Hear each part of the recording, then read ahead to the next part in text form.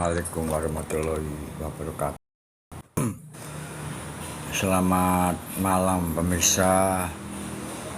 Selamat malam saudara-saudara yang sudah kenal lama dengan saya. Saya kembali di dalam TikTok Live ingin menjelaskan tentang tema hari ini, yaitu sihir kuantum. Mengapa saya menggunakan tema sihir kuantum?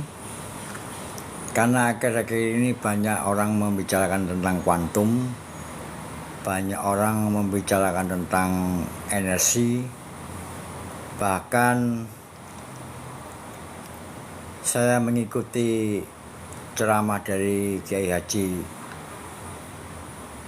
yang sering berkhotbah memberikan penjelasan pencerahan tentang energi, kemudian makna daripada ayat suci Al-Quran yang benar. Itu sepertinya memang sama, yaitu masalah kuantum energi.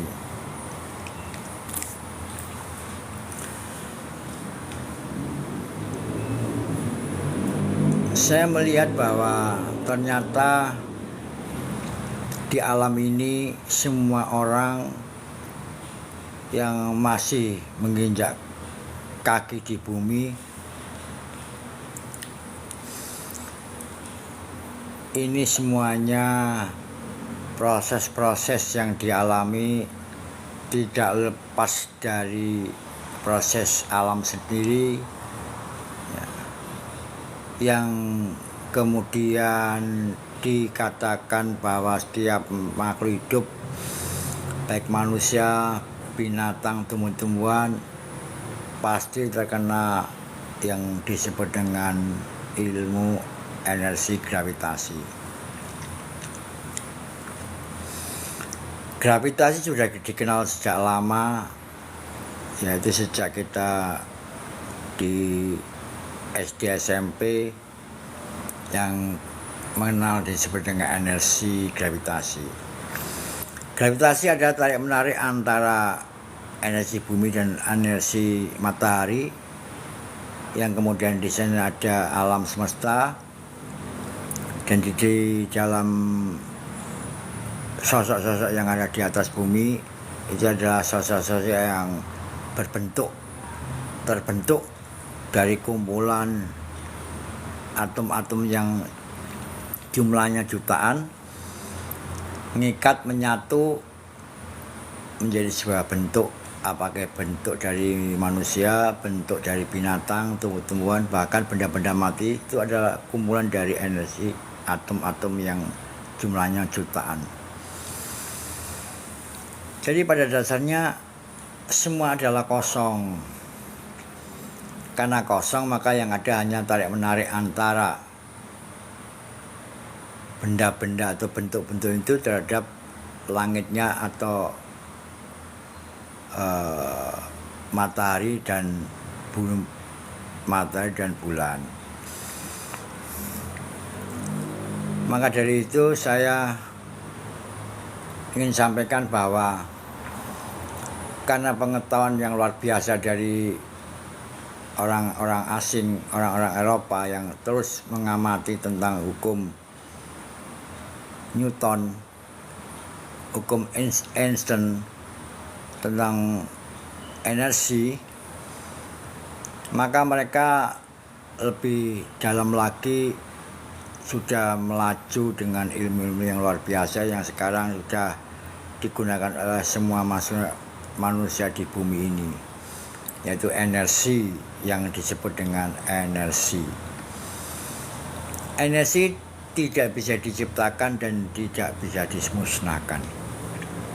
Itulah energi. Oleh karena itu, setiap manusia harus menyadari bahwa kita punya energi Energi yang ada dalam diri kita yang disebut dengan energi hakiki, yang ada sejak kita dibentuk oleh ayah dan ibu kita sebagai persatuan penyatuan antara sperma dan ovarium. Dan pergerakan sperma menuju ovarium itu sudah semacam gerakan adalah energi Allah sendiri, kemudian menjadi manusia. Karena kita adalah energi, maka kita tidak bisa lepas dari energi yang lainnya. Maka dalam kitab Quantum Mataram bahwa di sana dijelaskan secara jelas apa itu energi, apa itu manusia, apa itu diri kita, dan bagaimana kita hidup dalam bumi ini.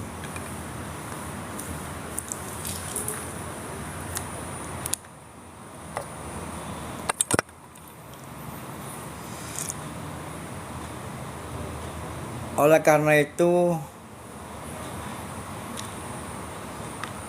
saya akan sampaikan bahwa ternyata semuanya tergantung dari energi.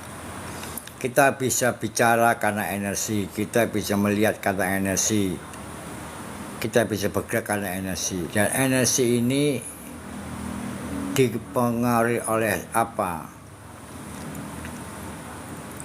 Yang pertama, karya Tuhan sendiri. Sejak kita belum dilahirkan, setelah kita dilahirkan, maka kita bergantung kepada orang tua kita. Bagaimana kita belajar berjalan, belajar membaca, belajar berucap atau berkata-kata, ini semuanya tergantung kepada orang lain. Artinya ada di luar diri kita, lingkungan kita yang mengajarkan kita mulai dari bayi, merangkak sampai dengan dewasa. Dan jangan lupa ada hukum yang mengatakan bahwa energi positif akan menarik energi yang positif, energi negatif akan menarik energi yang negatif. Oleh karena itu dalam perjalanan hidup kita, lingkungan sangat berpengaruh besar terhadap perkembangan hidup kita. Kalau kita tidak berhati-hati, kita berteman dengan kita tidak tahu dirinya, kita berteman, berkawan, ternyata dia ada energi negatif, maka energi kita yang positif akan ketarik kepada energi yang negatif. Sehingga kadang-kadang apa yang kita lakukan karena lingkungan sekitar atau ajakan dari lingkungan sekitar. Ini hati-hati.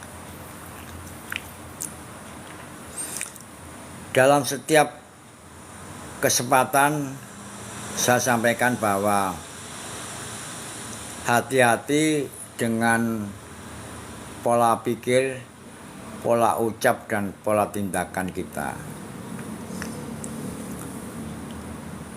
Berpikir di otak ini juga energi. Tanpa energi yang dibawa oleh darah sampai ke panca indera, sampai ke otak, kita tidak bisa melakukan apa-apa. Berarti otak perlu energi. Lah supaya energi ini positif, maka kita harus selalu berpikiran positif. Dalam keadaan apapun kita harus berpikiran positif. Jika kita positif, berpikir positif, maka energi kita adalah positif. Kalau kita berpikir negatif, maka kita akan negatif. Itu dari pola pikir.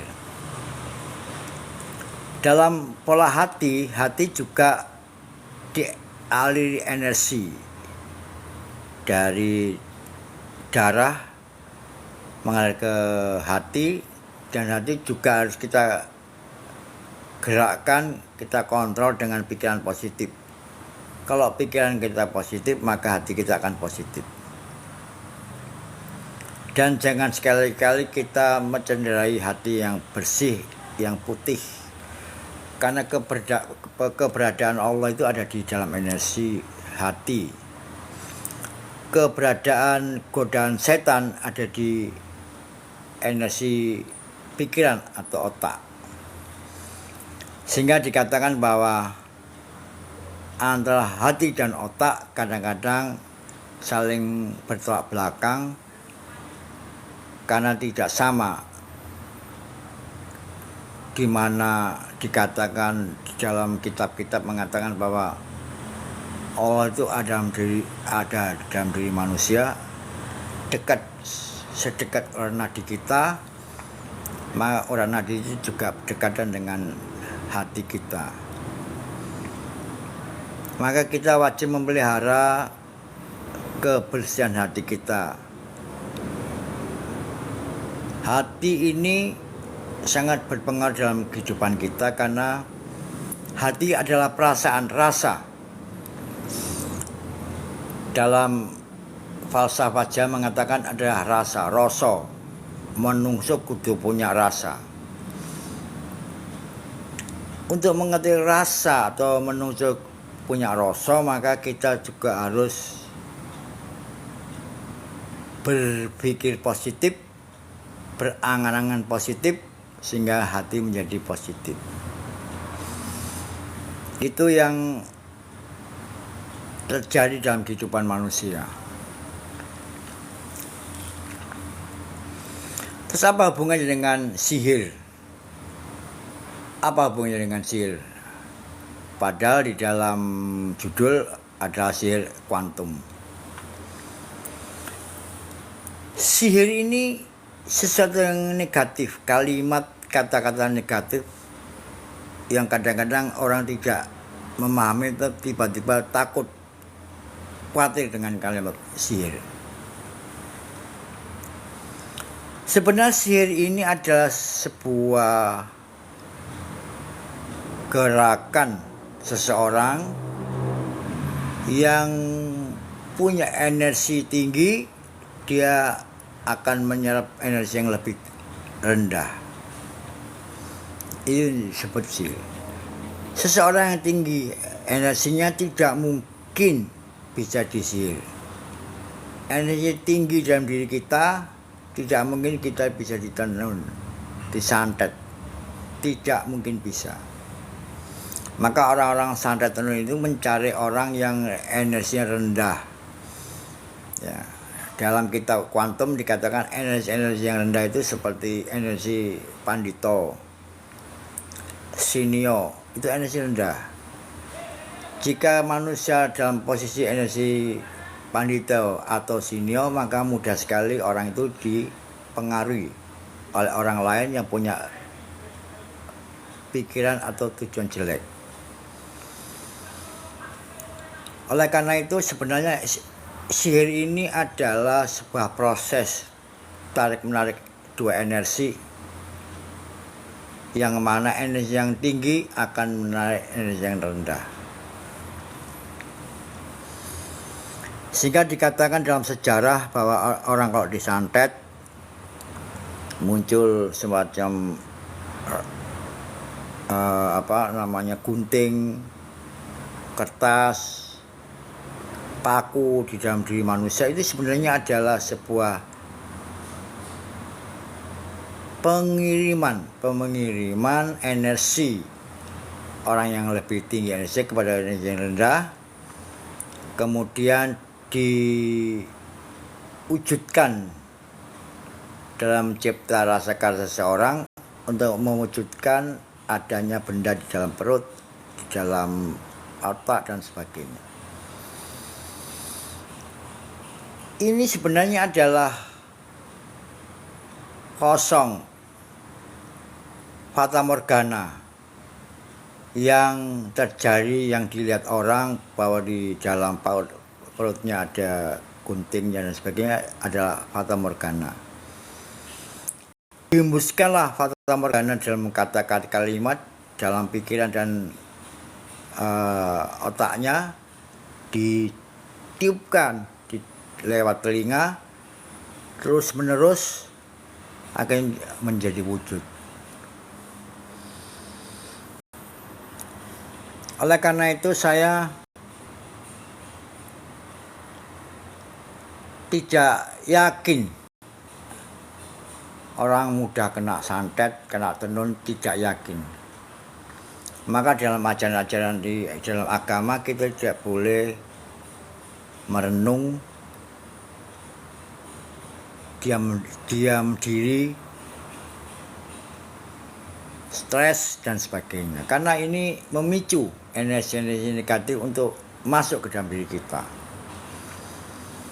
Jadi sihir ini sebenarnya hanya sebuah fata morgana yang diciptakan oleh pikiran seseorang yang dimasukkan dalam pikiran orang lain, kemudian seperti wujud. Maka sebenarnya energi positif dan energi negatif bisa dijadikan sihir. Kalau sihirnya tujuannya adalah negatif, pada energi sihir negatif. Kalau positif adalah sihir positif. Tidak semua sihir adalah negatif. Contoh sekarang, dalam bentuk orang melakukan hipnotis. Hipnotis itu adalah tergantung tujuannya. Kalau tujuannya positif, maka ini adalah sihir yang positif. Hipnotis itu adalah energi sihir yang positif. Contoh seorang pecandu rokok, pecandu narkoba dengan hipnotis yang luar biasa yang pada ahlinya, maka pola pikir angan-angan orang itu akan dirubah. Sehingga dia lupa dengan apa yang disukai, dia lupa dengan apa yang disenangi, bahkan kadang bisa menghilangkan apa yang menjadi perhatian mereka. Misalnya orang duduk di ketinggian karena awalnya dia tidak berani duduk di dalam ketinggian, maka dengan hipnotis dia melupakan akan ketakutannya, melupakan akan traumanya. Ini adalah cuci otak. Jadi hipnotis ini sama dengan cuci otak secara di dalam otak bawah sadar kita. Yang bahaya adalah kita tidak membentengi diri kita dengan apa yang kita miliki, kemudian kita berbuat yang tidak baik kepada sesama, dan orang ini menjadi sakit hati. Akhirnya dia minta tolong pihak ketiga untuk mengirimkan energi negatif dalam bentuk tenun, sihir dan sebagainya. Dalam kitab Quantum Mantra dikatakan bahwa sihir ini mudah untuk dihilangkan, mudah untuk artinya bahwa kita mudah untuk menghindari sihir, kita mudah untuk menghindari tenun, dan kita mudah untuk menjadi sasaran-sasaran energi negatif. Dalam perjalanan kita di jejak luhur, kita sudah mensosialisasikan kepada semua orang yang datang di Padepokan kami apa itu energi, apa itu maknanya, dan bagaimana kita bisa terhindar dari segala hal yang negatif, apakah itu tenun, sihir, santet, bahkan kita terhindar dari energi negatif yang ada di ruang angkasa, di dalam langit dan bumi, yang kemudian kita, orang Jawa mengatakan kita harus menghindari sengkolo. Sengkolo ini sebenarnya adalah kalimat kata-kata yang mengatakan bahwa kita punya nasib yang jelek, sesuatu kejadian yang menyedihkan karena kita tidak hati-hati, karena kita stres, maka sengkolo itu datang di dalam kita. Bentuknya macam-macam sengkolo itu.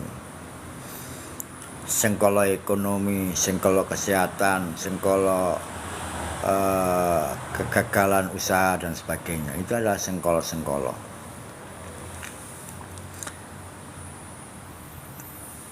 Kami katakan tadi bahwa di dalam ilmu kitab kuantum dikatakan kita bisa menghindari hal-hal yang negatif, termasuk sengkolo itu kita bisa menghindari. Kita bisa dengan cara apapun kita bisa menghindari sengkolo. Maka yang sekarang ini sedang kita jaga, kita rawat ilmu dari luar kita, kan kita sharing kepada masyarakat Jawa, terutama misalkan yang belum mampu, yang masih susah, yang masih sangat berat untuk mencari rezeki, maka kita sosialisasikan yang disebut dengan Kabupaten Jeneng. Nah, Kabupaten Jeneng ini sebenarnya adalah sebuah budaya nenek moyang kita.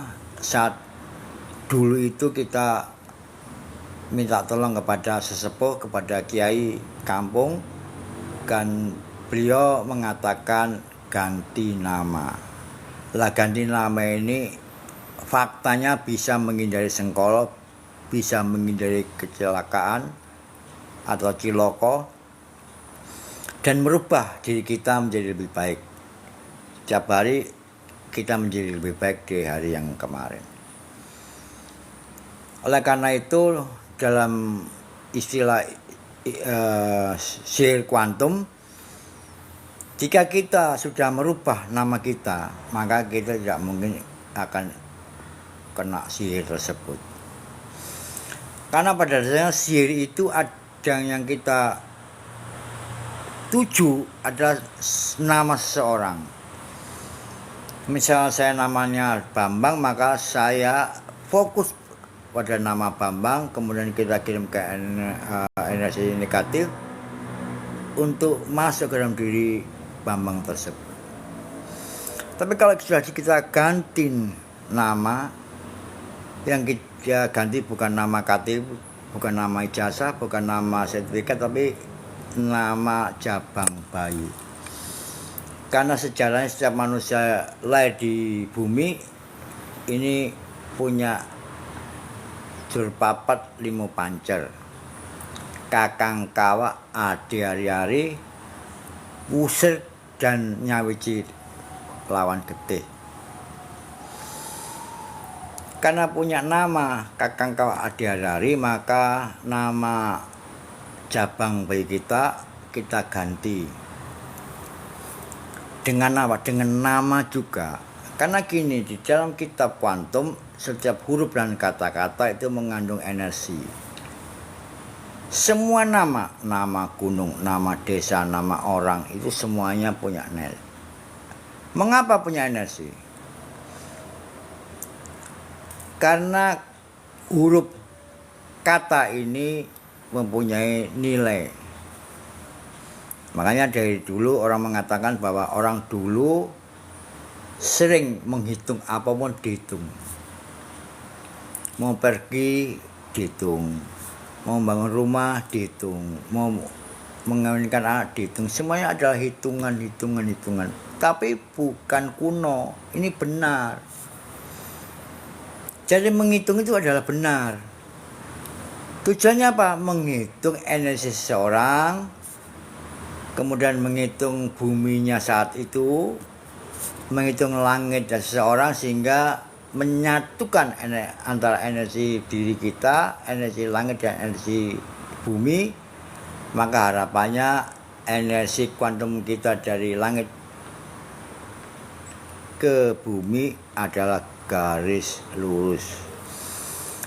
Jika kita sudah menyebabkan garis lurus antara langit, manusia dan bumi, maka kita akan dirubah secara nggak sadar oleh alam, yaitu oleh kehendak Allah sendiri. Perjalanan hidup kita akan menjadi lebih baik. Banyak terjadi kasus-kasus di padepokan kami, di padepokan jejak leluhur. Banyak orang yang datang untuk menanyakan bagaimana nasib kita, bagaimana perkawinan anak saya, bagaimana sakit adik saya. Itu kami hitung semuanya dengan ilmu kuantum fisika atau fisika kuantum. Saat itu saya akan bisa menghitung berapa energi seseorang yang datang ke rumah. Saya menghitung apakah energi diri orang itu sudah cocok dengan bumi dan langitnya. Kalau belum cocok, kalau belum menyatu garis lurus antara bumi diri dan langitnya, maka dia minta untuk ganti nama. Dan mengganti nama tidak sembarangan, kan kami juga mencari kata hurufnya juga dari kitab Quantum Mataram juga. Itu yang bisa sampaikan. Oleh karena itu, jangan takut dengan sihir, jangan takut dengan tenun. Maka sihir dan tenun sebenarnya adalah mata morgana yang bisa dihindari dengan hitungan kuantum.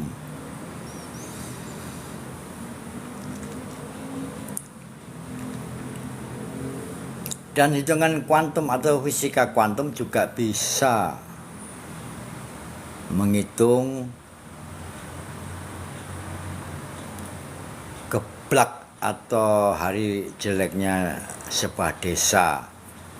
Bisa. Fisika kuantum bisa menghitung kapan desa ini menjadi lemah. Kapan energi desa itu menjadi lemah. Nah, pada saat melemah itu maka kita naikkan dahulu energi kita, dan kalau kita masuk ke desa itu maka kita tidak akan ketahuan, semuanya seperti ketiduran, tenang, tidak yang tahu bahwa kita sudah memasuki desa tersebut. Nah, itu dulu adalah digunakan oleh orang dulu yang berkarakter jelek yang disebut dengan maling curing. Jadi maling curing itu sebenarnya adalah seseorang yang menggunakan ilmu untuk kepentingan dirinya sendiri, masuk ke sebuah desa atau perkampungan untuk mengambil barang seseorang dan pergi dengan cepat. Makanya maling curing itu tidak pernah ketangkap. Oleh karena itu, dalam perjalanan hidup kita di bumi ini, saya ingatkan sekali lagi, apa yang dikatakan oleh banyak orang, baik itu peramal laki-laki, peramal perempuan, atau orang yang mampu melihat masa depan, itu semuanya sekarang bicara tentang Indonesia ke depan. Dan memang sebenarnya di dalam pemahaman Quantum Mataram, di dalam fisika kuantum, kalau kita hitung Indonesia saat ini, tanggal ini, jam ini, kemudian kita hitung selama hari ini sampai 6 bulan, kemudian dihitung sampai 1 tahun, maka hasilnya memang tidak baik-baik saja. Kami sudah sering mengingatkan bahwa Indonesia tidak baik-baik saja, bumi tidak baik-baik saja. Ini juga dengan menghitung, bukan meramal, bukan menerawang, tapi dalam pemahaman kami, di dalam padepokan kami, ini semua bisa dihitung. Dihitung satu persatu, nama orang, nama desa, nama kecamatan, dan langit buminya kita satukan, kemudian muncul sebuah kalimat dan kata-kata yang itu kita gunakan untuk mengganti nama seseorang. Kami tidak berbicara teori, tetapi kan sudah mempraktekkan, ya, hitungan nama, hitungan desa, hitungan kecamatan, hitungan langit, dan hitungan bumi, sehingga kami sudah bisa menyelaraskan dan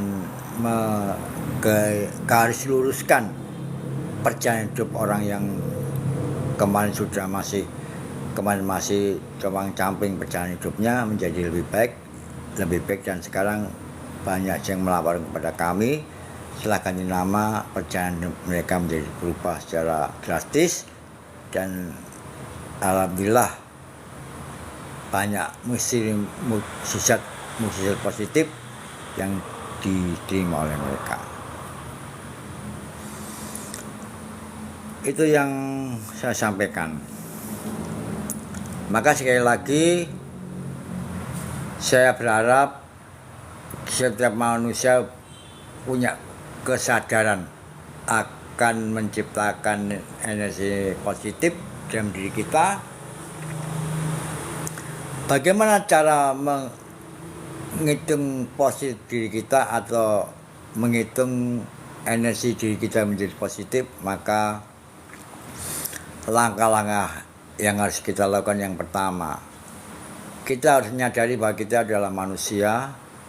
Kita menyadari bahwa kita ada di bumi karena orang tua kita, karena perpaduan antara ibu bapak dan melingga yoni, maka lahirlah tercipta janin, dan janin ini membesar seperti kita. Jadi kita tidak boleh lupa dengan sanggang paring mati. Itu yang pertama. Yang kedua, kita harus mengingat Allah, mengingat Tuhan setiap saat, setiap waktu. Kita tidak boleh congkak, sombong, sepertinya saya paling benar, saya paling hebat, saya paling luar biasa. Itu adalah congkak. Dan congkak ini hampir berdekatan dengan syirik. Maka kita sebagai orang muslim, kita harus menghindari syirik. Jadi mengakui dirinya sendiri yang hebat dan tidak melibatkan Tuhan di dalam hidupnya, ini namanya syirik. Maka kita yang kedua tadi, hindari sifat sombong, congkak, dan syirik. Yang ketiga,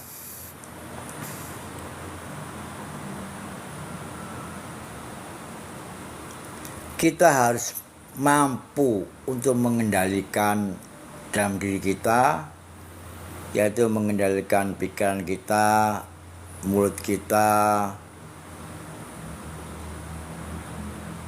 kemudian panca indera, mata kita, telinga kita, kemudian mulut kita, hati kita, dan organ reptil kita.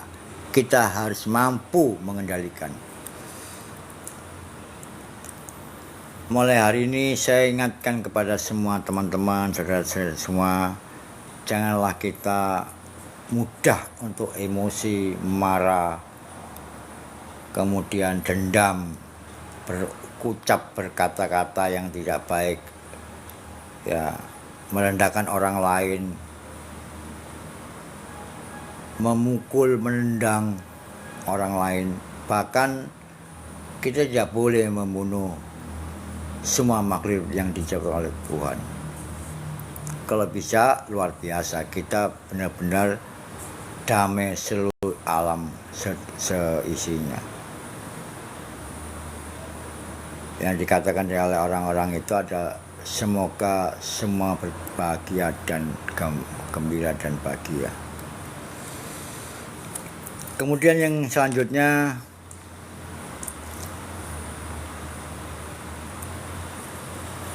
kita harus siap setiap saat jika Tuhan mengendaki diri kita. Setiap malam kita berusaha untuk bermeditasi, mengosongkan diri kita, supaya energi Tuhan sendiri yang masuk dalam diri kita, maka kita kosongkan jati diri,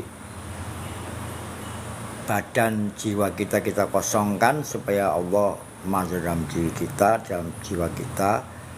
Biarlah Allah yang bekerja dalam diri kita, dan kita berjalan sesuai dengan tujuan kita, tetap berpegang pada Tuhan yang kuasa atau Allah yang maha tinggi. Itu yang saya sampaikan kepada teman-teman semuanya bahwa ternyata kita ini tidak bisa sembarangan, tidak bisa seenaknya dalam hidup kita, karena kita sudah diingatkan dengan kejadian-kejadian di langit pada saat gerhana matahari, ya, kemudian gerhana bulan merah atau bulan darah. Itu kalau kita menggunakan ilmu Wewelling atau ilmu ingat-ingat kita, zaman dulu sudah pernah terjadi ratusan tahun yang lalu. Dan pada saat itu ada kitab yang menuliskan bahwa setelah gerhana seperti itu, bumi tidak baik-baik saja dan langit tidak baik-baik saja. Dan saat itu kita membuka sejarah-sejarah masa lalu, setelah gerhana seperti itu maka terjadi banyak bencana-bencana alam di bumi, ya. Dan bencana-bencana di bumi ini akan menyapu banyak nyawa, banyak jiwa. Ini sudah pernah terjadi, maka saya menggunakan ilmu Titen. Saya ingat-ingat ilmu pengingat. Oleh karena itu, akhir-akhir ini BMKG selalu tidak henti-hentinya mengingatkan akan terjadinya bencana air di Indonesia, khususnya di daerah-daerah yang dekat dengan laut atau pesisir. Itu diingatkan terus. Ini bukan bohongan, bukan guyonan, itu benar-benar memang pengetahuan, ilmu pengetahuan yang dimiliki oleh BMKG untuk mengamati dan mengukur gerakan gempa yang diawali di Cina, jazirah Cina, kemudian bergerak ke Nusantara. Oleh karena itu kita harus siap, harus yakin, tawakal untuk menghadapi semua itu, dan kita yakin bahwa kita akan selamat oleh karena keyakinan kepada Tuhan Yang Maha Kuasa, keyakinan kita pada leluhur kita, keyakinan pada guru-guru kita, dan kita tawakal, pasrah yang positif. Jadi pasrah yang positif, bukan pasrah negatif, pasrah positif. Terus berusaha untuk menggali pola pikir, menggali pengetahuan, membuka pengalaman-pengalaman masa lalu sebagai sejarah, dan kita bisa menyelamatkan anak-anak kita dan keluarga kita. Yang bisa kita selamatkan hanya keluarga kita yang sedarah, antara lain adalah istri, anak-anak, cucu, orang tua kita, itu adalah sedarah. Itu yang bisa kita selamatkan dalam bencana yang akan datang itu. Oleh karena itu kita harus fokus kepada keluarga kita sendiri, sedarah kita sendiri, anak istri kita sendiri, orang tua sendiri, untuk penyelamatan bencana yang akan datang.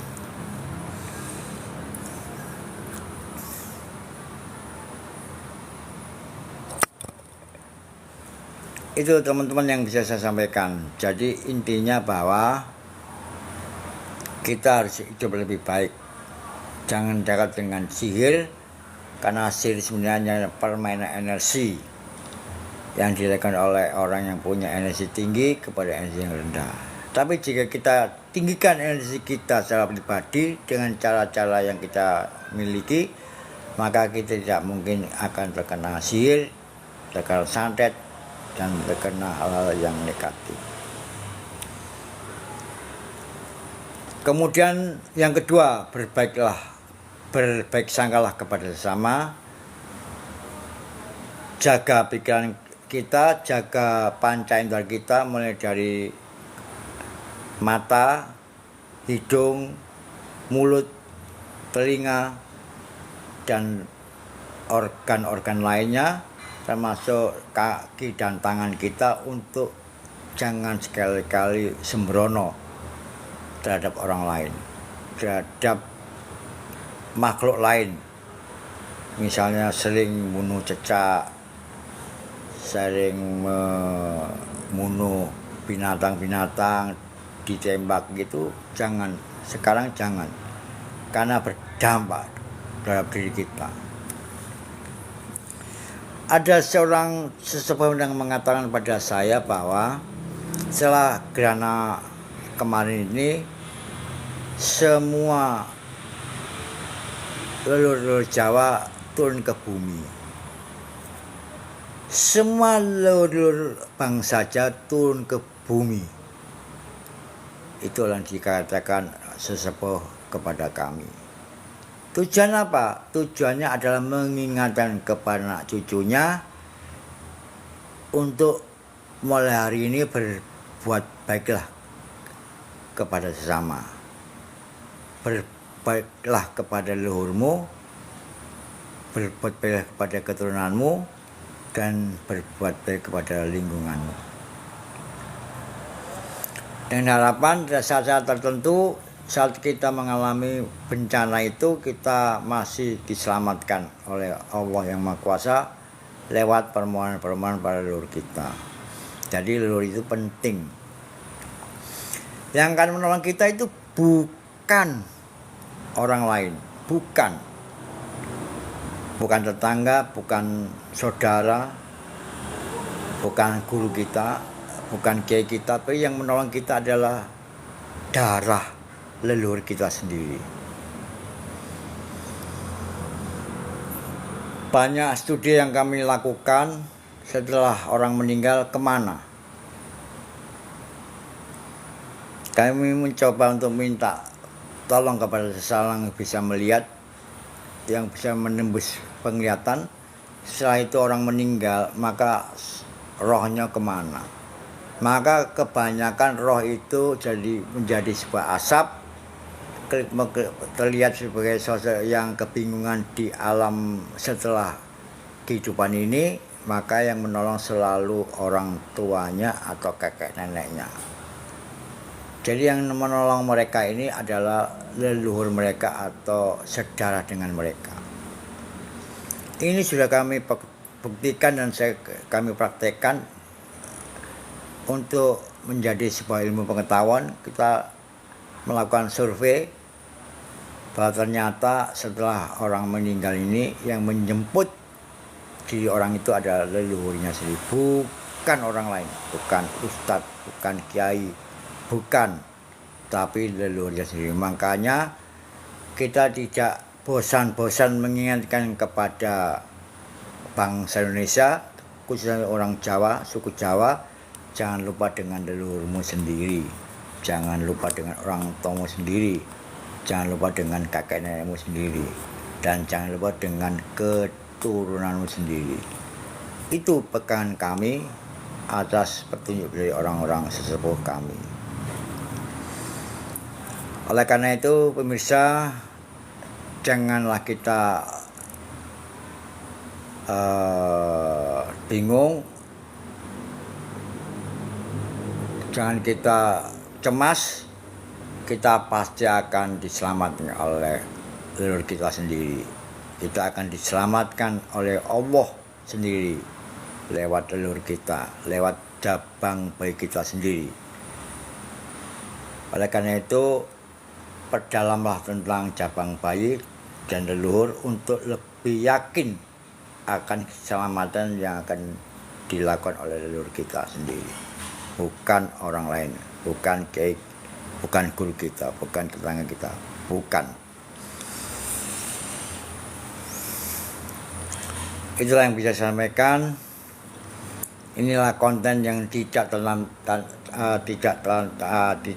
muka, tidak diskusi, tapi adalah kalimat kata-kata penjelasan dari leluhur kita, leluhur saya, untuk menyampaikan kepada semua suku-suku yang ada di Indonesia dan Nusantara. Sebab siapapun kami sampaikan, percaya tidak percaya kan kami sampaikan.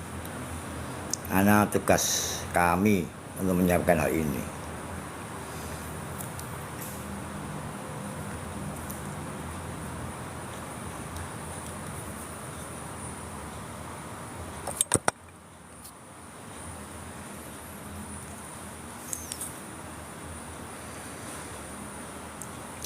Baik, yang kami sampaikan sekali lagi saya mohon maaf, saya belum membuka diskusi, tapi tetap kami sampaikan semua materi-materi yang berikan pada kami, dan tugas kami adalah mensosialisasikan wejangan-wejangan dari yang kami. Bukan untuk yang kami, tapi untuk setiap orang yang mendengarkan.